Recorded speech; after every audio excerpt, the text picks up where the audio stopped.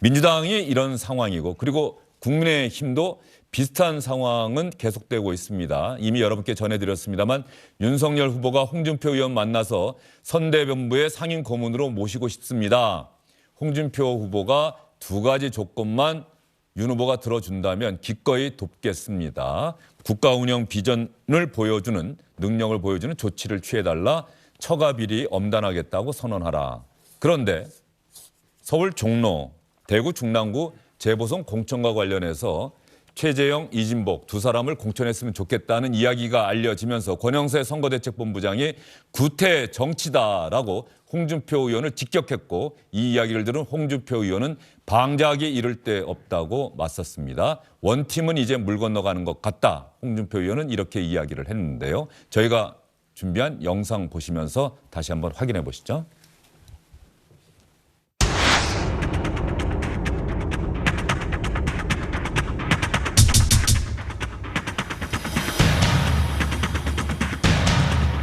어떻게 후보하고 이야기하는 내용을 가지고 나를 비난하고 방자하다. 그건 방자하기 이를 데 없다. 저는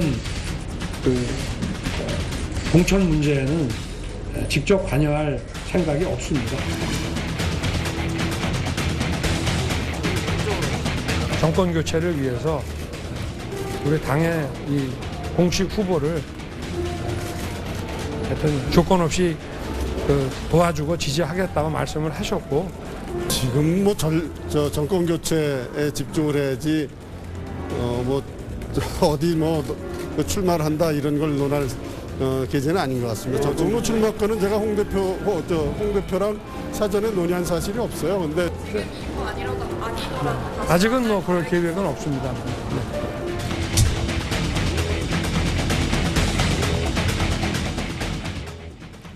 자, 영상 보셨는데요. 박문신 의원, 홍준표 의원이 오늘 SNS를 통해서 자신의 불쾌감을 여과 없이 드러냈죠? 일단은 참여 안 한다는 것을 공식 선언한 그런 게 됐죠. 읽어보게 되면 참여 안 한다까지는 아니죠. 일단 무산이라는 표현을 썼거든요. 정확하게 어떻게 돼 있냐면 좋은 분위기에서 합의된 선거 캠프 참여 합의가 이건 이제 그저께 회동을 얘기하는 겁니다. 분위기 좋았다 이 얘기인데 그 뒤에 무산된 점에 유감을 표한다 이렇게 돼 있거든요. 이게 무산이라는 표현을 쓴 걸로 봐가지고는 일단 불참 쪽에 조금 무게를 둔 다만 후보 문제가 아니기 때문에 가능성은 그래도 조금 더 열어둔 이 정도의 의미가 아마 여기에 담겨 있지 않는가 하는 생각이 들고요. 그리고 이제 공천 문제를 가지고 아주 극단적인 설전이 오갔지 않습니까? 방자하다, 지도자 자격은커녕 당원 자격조차 없는 사람이다 하는 그런 것이 권영세 본부장하고 설전이 오갔기 때문에 여기에다가 이제 결정적인 거는 개인적인 생각으로는 그 이준석 대표가 나서서 이제 국회의원 보궐선거라는 거는 국민 경선으로 이미 가닥이 잡혔다. 홍준표 의원의 요구를 들어주기 어렵다라고 한 것. 이 부분도 일단 거리를 두게 된 또 다른 요인이 되지 않았을까 하는 그런 생각도 듭니다. 예. 홍준표 의원의 SNS 글을 좀 한번 보도록 하겠습니다. 최재형 전 감사원장이 어떻게 내 사람이냐. 대선에 도움될 공천 추천을 선대위 합리 조건으로 둔갑을 시켰다. 처갓집 비리 엄단 요구에 대한 불쾌감인가. 윤핵관 앞세워서 구태 정치인으로 몰아 가증스럽다. 화기애애했던 만찬이 이튿날 느닷없이 수하들이 나서서 공천 추천 문제로 꼬투리를 잡았다. 순진한 최재형까지 동원해서 나를 비난했다. 참 정치 더럽게 한다. 김은혜 의원님, 네. 이거 어떻게 봐야 됩니까? 홍준표 전 대표님이기 때문에 이 문제를 잘 넘어갈 수 있다고 생각을 합니다. 넘길 수 있다고 보죠. 기본적으로 홍준표 전 대표님이 하실 수 있는 추천이었다고 생각을 해요. 네. 최재형 전 감사원장 같은 경우에는 경선에서 같이 윤석열 후보와 경쟁을 하기도 했었고요. 또 그런 탕평 차원에서라도 함께 정권 교체에 힘을 싣겠다라는 의지를 어제 확인하기도 했고요. 다만 제가 지금 홍준표 전 대표님도 워낙 PK 지역에서 많은 분들의 지지를 받고 있고 TK죠? PK. 예. 많은 지지를 받고 있고 그분들의 염원은 정권 교체이기 때문에 그 부분에 있어서 어떻게든 우리 당과 또 후보와 함께 보조를 맞추실 거라고 하는 그 당위에 당연히 동의하실 거라고 생각을 합니다. 그리고 어제 공천과 관련해서 말씀을 주셨는데 사실 그 부분은 오히려 공식적으로 저희가 원칙과 입장을 다시 되풀이할 수밖에 없죠. 왜냐하면 국민과 함께 그동안 쌓아왔던 의사결정 과정이라는 게 있습니다. 투명하고 공정하고 예측 가능한 룰을 국민께 말씀드리고 대구 같은 경우에도 사실 여론조사로 갈 가능성이 높으니까요. 이 부분에 대해서도 굳이 홍준표 전 대표님이 무리하게 본인의 의사를 관철하겠다는 뜻으로 얘기하신 게 아니라 그냥 단순한 제안을 하신 게 아닐까라고 생각합니다. 그러면 김은혜 의원님 여기서 생기는 네. 궁금증이 당연히 있죠. 권영세 선거대책본부장은 왜 저렇게 강하게 홍준표 의원을 몰아붙인 겁니까? 당연히 사무총장이기 때문에 네. 그러니까 어느 누구의 말이 지금 김은혜 의원도 대변인이신데 네. 김은혜 의원이 홍준표 의원님이 하신 말씀 하셨습니다라고 말씀하시는 김은혜 의원의 말이 윤석열 후보의 생각과 일치하는 건지 아니면 구태 정치라고 몰아붙이는 권영세 본부장의 말이 윤석열 후보의 생각과 일치하는 건지 이게 궁금해요. 자신의 입장을 이야기하는 네. 거죠. 사무총장은 사무총장의 입장에서 이야기할 네. 수밖에 없을 겁니다. 왜냐하면 이것이 경선이든 아니면 여론조사든 많은 후보군들이 이번에 재보고를 기다리고 있죠. 그러면 그분들에게 공정하게 원칙을 적용해야 되는 사무총장 입장에서는 혹여나 이것이 누군가의 치우친 밀실 거래처럼 비춰지는 걸 막기 위해서라도 오히려 강경하게 얘기해야 되지 않을까요? 저는 공보단장입니다. 네. 공보단장은 이 사안에 대해서 후보의 입장을 굳이 듣지 않는다 하더라도 당이 국민들에게 내놓을 수 있는 보편적인 메시지라는 게 있습니다. 네. 그런 차원에서 말씀을 드리는 겁니다. 이해가 잘 안 되는데요. 말을 들어도. 그게 왜냐하면 이게 후보의 뜻이냐 아니냐라는 그런 것을 저한테 질문을 하셨기 예. 때문에 그 부분에 대해서는 각자의 입장에서 이야기를 하는 거지 모두가 후보의 뜻을 담고 있다고 얘기하면 오히려 그게 더 문제 아닐까요? 공보단 대변인, 수석 대변인 어제 이양수 수석 대변인의 논평도 저희가 들었거든요. 네네. 홍준표 의원님 참 훌륭한 인물 추천해 주셔서 감사합니다. 네네. 이렇게 얘기했어요. 그럼 수석 대변인은 적어도 후보의 뜻을 대변하는 것 아니에요. 그런데 선거대책본부장은 선거대책을 총괄하고 있는 사람인데 그 홍준표 의원을 직격한 권영세 본부장의 생각과 말이 후보의 생각과 관통하는 것인지 일치하는 것인지 이양수 수석 대변인의 이야기가 윤석열 후보의 생각인지 이건 당연히 시청자분들께서 궁금해하시지 않겠습니까? 훌륭한 분을 추천을 하시는 건 누구든지 예. 할 수 있죠. 예. 그렇지만 그 방법론에 있어서 나중에 공천을 받을 때 그분이 될 수도 있고 안 될 수도 있지만 미리 방법상으로 이분은 저희가 갑니다. 하겠습니다라고 얘기하는 건 오히려 사무총장이 할 수 없는 말이죠. 그런 부분에서 국민들에게 굳이 과거의 구태처럼 우리가 뒷거래에서 되기 위해서 네. 마치 밀실거래를 한 것처럼 비춰지는 부분에 대해서는 저는 저 정도로 세게 이야기하시는 게 사무총장으로서는 당연한 말이라고 저는 그러면 윤석열 후보가 저는 공천에 관여하지 않습니다.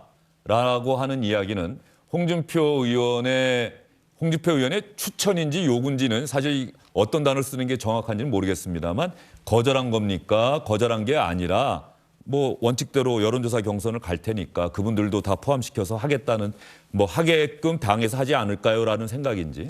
후보는 결과를 예단할 수 없다라는 네. 말을 다시 한번 확인을 한 거고요. 그리고 사무총장은 그 과정은 공정하고 투명하게 갈 것이다라고 하는 걸 밝힌 겁니다. 예, 알겠습니다. 이 국민의힘 상황은 좀 잠잠해질만 하면 또 이렇게 갈등이 좀 불거지고 그러는 것 같아요. 원팀을 위해서 윤석열 후보가 홍준표 의원 만나서 참 저녁에는 분위기가 좋았는데 다음 날이 되니까 또 분위기가 급변하는 이런 상황인데 앞으로 또 어떻게 정리가 될지 모르겠습니다만 이 이야기를 장경태 의원이 아마 많이 하고 싶었던 것 같아요. 예. 아니 사실 밀실이라고 표현하셨는데요. 이 후보 1, 2위 후보 간의 대화 자체가 만천하에 공개된 것 자체가 문제입니다. 원래 공개가 되지 않았어야죠. 그리고 실제 불만과 불만족한 대화 내용이 있다 할지라도 그 부분을 언론에 흘리거나 뭐 누가 흘렸는지 모르겠습니다만 어쨌든 배석제 없이 두 분의 토론 과정 아니었습니까? 대화 내용 아니었습니까? 근데 그 부분은 분명히 상당히 신뢰할 만한 분일 겁니다.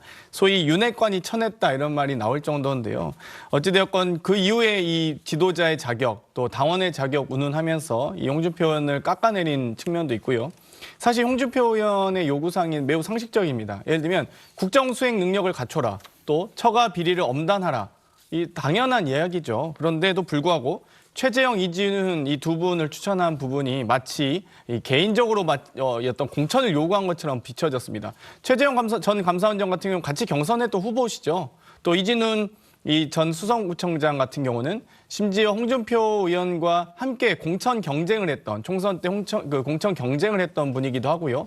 또 이 2번에 걸쳐서 수원구청장을 거치고 대구시에서 오랫동안 근무한 행시 출신의 공무원입니다. 이분들을 어떻게 이 여러 가지 마치 자기 사람 심기처럼 표현하는 게 매우 안타깝다 말씀드리고 싶고요.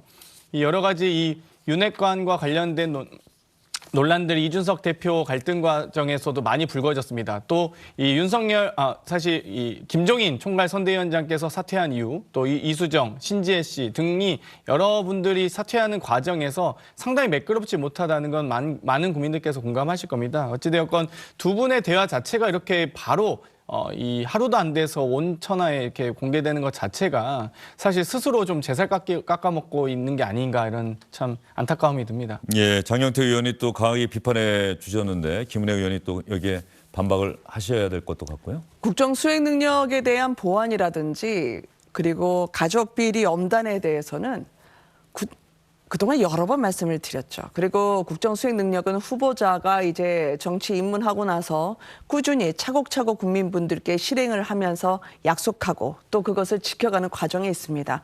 가족 비리 엄단은 나와 내 가족이 그동안 우리가 남에게 했던 그 잣대를 그대로 일관되게 적용받아야 된다. 특히 그게 공정이든 아니면 상식과 정의든 법의 잣대에서 예외가 될 수 없다라는 부분을 이야기한 바가 있습니다. 그거는 앞으로 한 번 더 해라 얘기하면 10번, 100번도 더 하죠. 왜냐하면 청와대 특별감찰관 같은 것도 지금 문재인 정부에서 4년 내내 공석이었지만 지난해 윤석열 후보가 바로 대통령이 된다면 청와대 특별감찰관부터 임명하겠다고 얘기한 바가 있습니다. 그런 면에서 자정 능력 그리고 내 안에서 모든 국민에게 공평하게 적용하고 있구나. 그 부분에 있어서는 의심할 여지 없이 언제든 계속해서 말씀드릴 겁니다. 예, 알겠습니다. 주영진의 뉴스브리핑, 주영진의 소통 창구, 주소창 많은 분들이 질문 보내주셨는데 한번 같이 보도록 하겠습니다.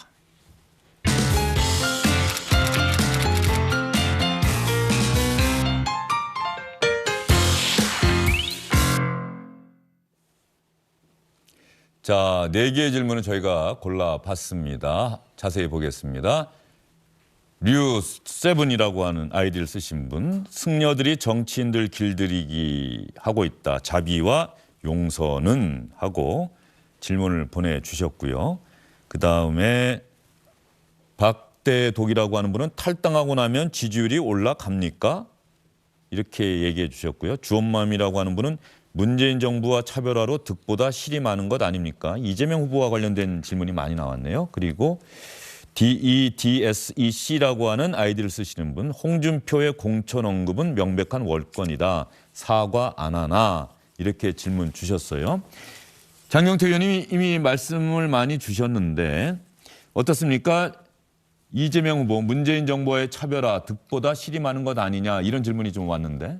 방금 전에도 말씀드리고 싶었는데요. 아마 9차 개헌 이후에 6공화국 체계에서 문재인 정부는 가장 높은 레임덕 없는 최초의 대통령으로 기억될 정도로 지지율이 높습니다. 그 과정에서도 어찌되었건 정권 교체 여론이 높은 것도 사실이기 때문에 저희가 더 겸손하게 낮은 자세로 국민들께 가까이 다가가기 위해서 노력해야 된다고 생각하는데요. 방금 우리 김은혜 의원께서 또 여러 가지 이 높은 이 정권 교체 여론을 비판하지 않으신다고 말씀하셨는데 사실 그렇기 때문에 훨씬 더 쉬운 상황하고 계신 겁니다. 저희는 이 문재인 대통령님의 어떤 여러 가지 높은 국정 지지도를 의식하면서도 또 다음 정부의 어떤 여러 가지 비전과 가치를 또 제시해야 되는 여러 청사진을 제시해야 되는 여러 이 어떤 고민들이 있습니다. 그렇기 때문에 일정한 차별화로 보일 수 있는 이런 부분들에 대해서 많은 고민들이 있을 수밖에 없는데요. 그냥 사실 이준석 대표가 맞는 말 했죠. 사실 가만히만 있어도 된다. 근데 가만히 안 있어서 더 문제였고 1일 1망원으로 더 지지율을 깎아먹었던 50%에 육박했던 지지율을 반토막 냈던 건 아니겠습니까? 이재명 후보 질문하는데 왜 네, 그렇기 때문에 저는 이 방금 말씀드리지만 저희가 높은 지지율과 더불어서 함께 이 차별화를 함께 모색하는 과정이 매우 어렵지만 이 정권 교체 여론에 그냥 이 편승해서 호랑이 등에 타기만 타면 되는 선거 전략과는 매우 다르다 이렇게 말씀드리고 싶습니다. 예, 사실 이재명 후보가 이 부분이 가장 고민되는 지점일 거예요. 어느 정도까지 차별화하는 것이 전통 지지층도 흔들리지 않으면서 함께 가면서 새로운 중도층의 지지를 얻을 것인가 이런 고민이 있을 것 같고요. 홍준표 의원이 사과해야 한다는 취지의 질문이 들어왔어요. 네. 그러게요. 가장 어려운 네. 질문이죠. 그렇지만 저는 그 어제 오늘 홍준표 전 대표의 SNS를 보면서 하나 공통점을 발견을 네. 했습니다. 윤석열 후보에 대해서는 직격을 하지 않으셨다라는 거죠. 그건 그렇습니다. 뭐냐면 예. 홍준표 전 대표의 특유의 운동장을 쓰시는 정치력이라고 생각을 합니다. 그래서 오히려 윤석열 후보와 앞으로 함께할 수 있는 여지를 터놓았다라고 생각을 하고 있고요. 사과라고 하는 이제 국민 여러분들의 요청이나 그런 부분도 저희가 인지는 하고 있겠습니다만 이 부분을 앞으로 어떻게 헤쳐나갈지는 홍준표 전 대표님이 워낙 지혜롭게 잘 하실 수 있을 거라고 생각합니다. 예, 박문신 의원이 한번 맨 처음 질문, 불교계가 이게 참 어제도 저도 이 말씀을 드렸습니다만 승려들이 정치인들 길들이기를 하고 있습니다. 자비와 용서는 어디다 버린 겁니까? 잘못했다고 했는데 부처님이 울고 있겠습니다는 류세븐님의 질문에 대해서 어떻게 생각하세요?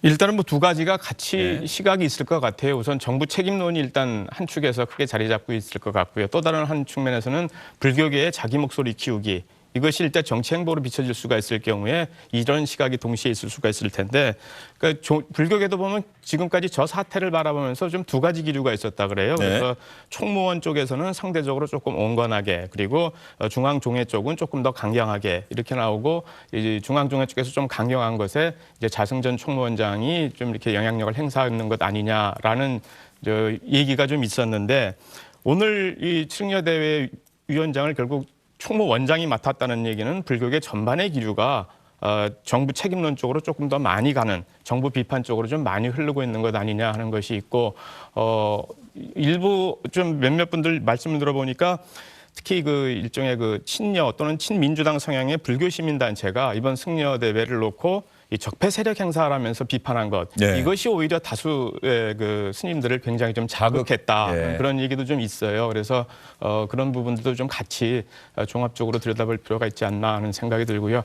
아무튼 그 두 가지 시각 일단 좀 같이 정부 책임론과 어떤 자기 목소리 내기, 그리고 그런 자기 목소리를 낼 때의 그 근지에는 항상 우리가 상대적으로 좀 소외됐던 것 아니냐, 좀 푸대접받았던 것 아니냐 하는 심리가 항상 작동하고 있다는 것, 이런 것들을 한번 염두에 두시고 상황을 보면 되지 않을까 싶습니다. 예, 대선을 앞두고 있는 상황이기 때문에 불교계의 이런 반발은 민주당으로서는 정말로 큰 부담이 될 수밖에 없을 것 같습니다. 저희가 처음 시작하면서 이재명 후보의 어제 일정을 여러분께 영상으로 보여드렸었죠. 재미있는 영상이었는데 윤석열 후보도 같은 맥락에서 어떤 영상을 보여야 비중이 같을까, 균형이 있을까를 고민해 봤는데 말이죠. 최근에 쇼츠라고 하는 포맷을 통해서 1분이 안 되는 영상을 통해서 윤석열 후보의 정책을 홍보하는 영상들을 많이 내보내고 있는데 말이죠. 이 쇼츠 영상 저희가 준비한 거 한번 보시고 이야기를 또 이어가도록 하겠습니다.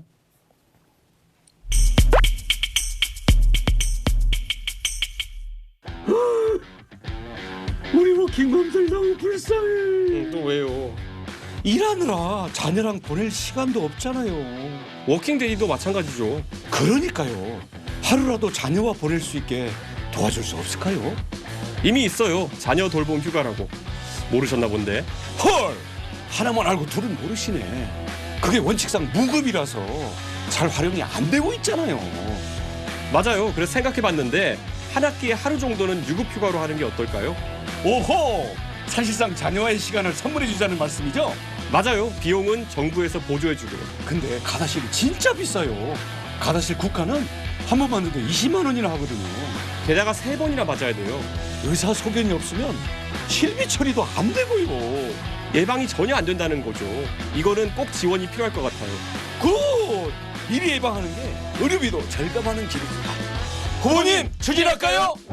오케이, 빠르게 가! 저 이준석 대표 아이디어였습니까? 아니면은 뭐 청년 보좌역들의 아이디어였습니까? 둘 다입니다. 둘 다입니까? 네. 예.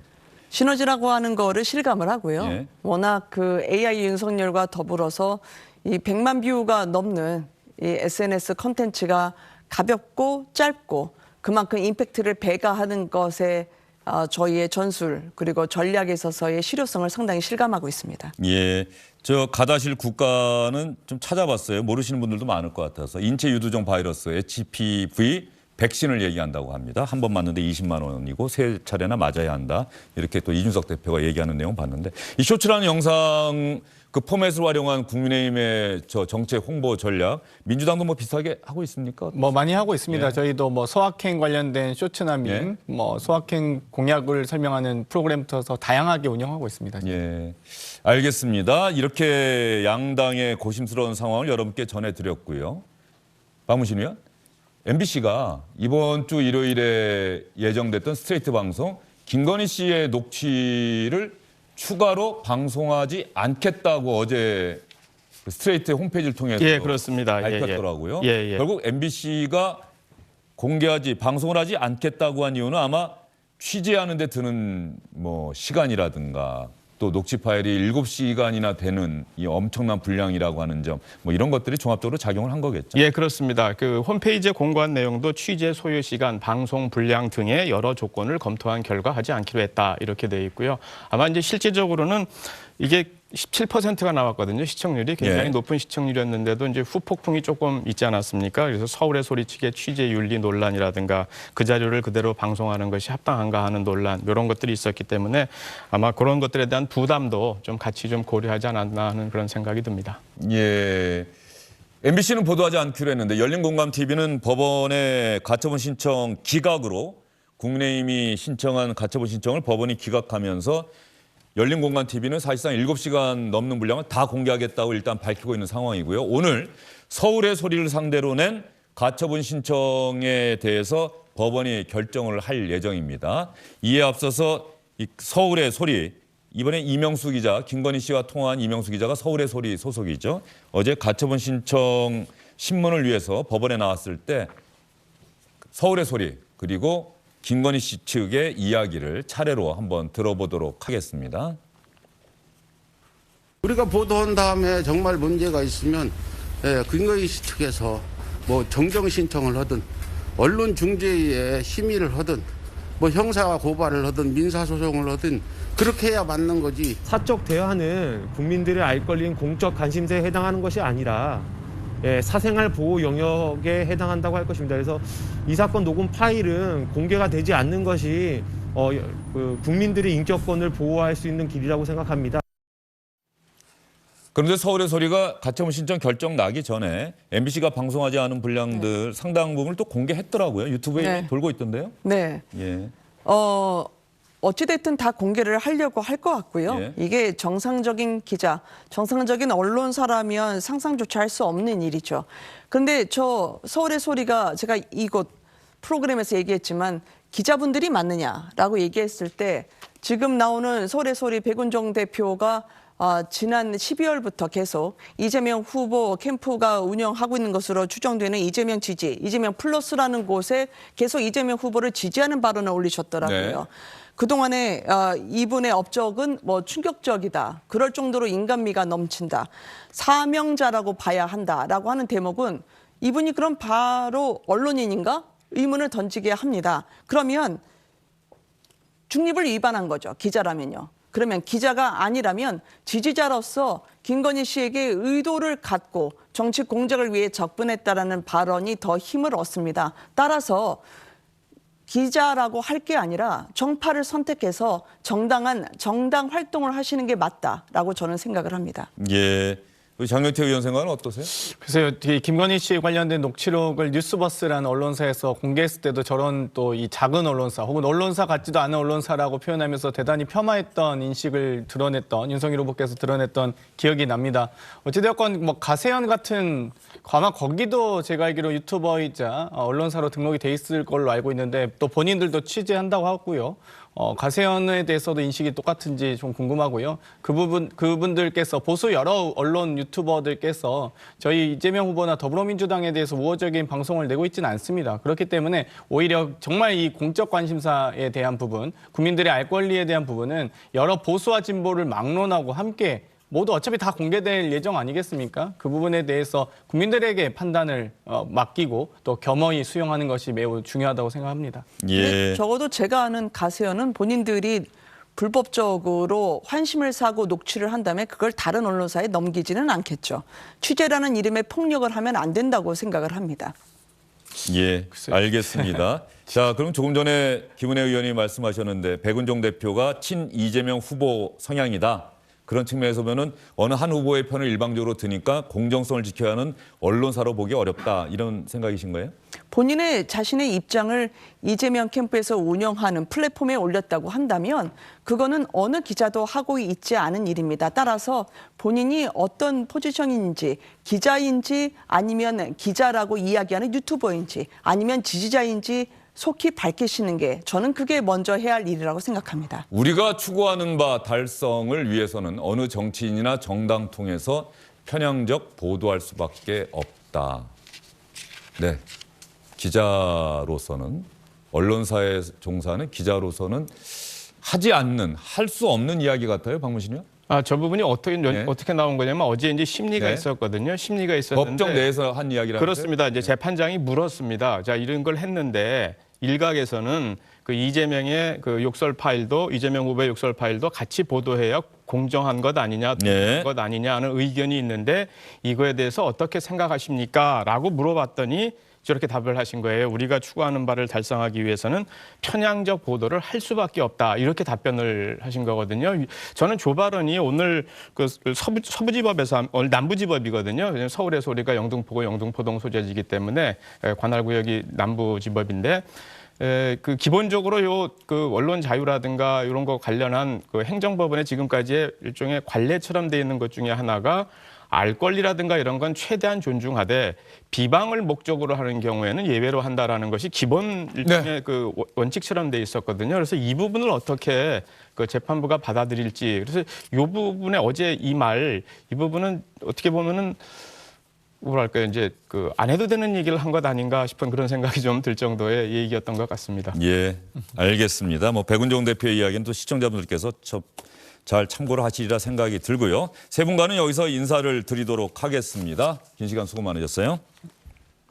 안녕하십니까, 주영진입니다. 더 많은 뉴스와 라이브 이벤트를 보고 싶으시다면 화면 오른쪽을 눌러서 구독해 주시기 바랍니다. 저희 SBS 앱을 다운로드 받으시면 뉴스 속보 알림도 받아보실 수 있습니다. 텔레비전으로도 SBS 뉴스, 유튜브로도 SBS 뉴스 잊지 마시기 바랍니다.